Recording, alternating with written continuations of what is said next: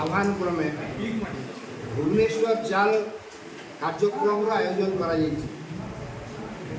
ये कार्यक्रम उद्देश्य है गत 24 वर्ष भितर ओडिशा रे बीजेडी सरकार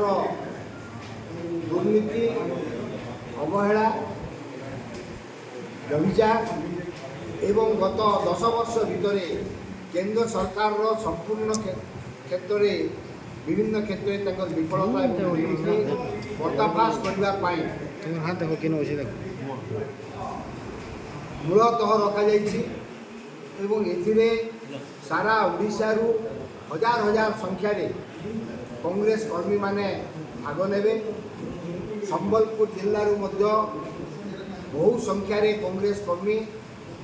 एवं जनसाधारण आसंता 26 तारीख कार्यक्रम रे सामिल हे आपण माने जानती ओडिशा रे वर्तमान चलीथिबा सरकार किभली भाव में संपूर्ण भाव में दुर्नीतिग्रस्त हो पड़ी एवं सबु क्षेत्र में विफल होती आज बेकार समस्या उत्कट होती स्वास्थ्य क्षेत्र में ठप मारी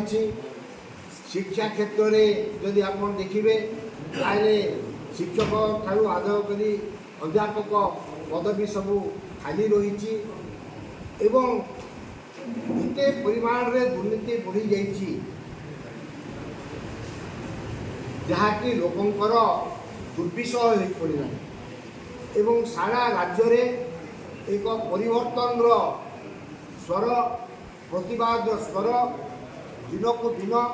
शाणित होगाक लगी एवं राज्य रे आज देखिए नारी उत्पीड़न बढ़ी बेकारी समस्या बढ़ी एवं उभय राज्य एवं केंद्र सरकार जो मैंने दिन दिन पिटुले 60 वर्ष कांग्रेस सरकार किसी कला नहीं एवं जो मैंने कहते जे वार्षिक 2 कोटी केंद्र सरकार बीजेपी वाला कहते देश में निजुक्तिर सुजोग देवे बीजेडी वाला कहते वार्षिक 2 लाख निजुक्तिर सुजोग देवे आज एभली परिस्थिति सृष्टि होती सरकार असहाय हो पड़ी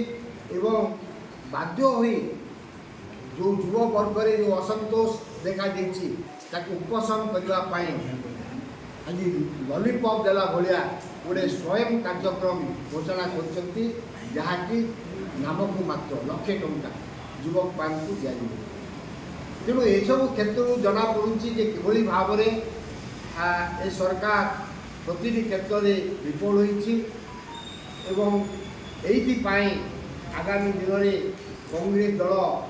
जो कार्यक्रम नहीं से कार्यक्रम अनुसार 26 तारीख दिन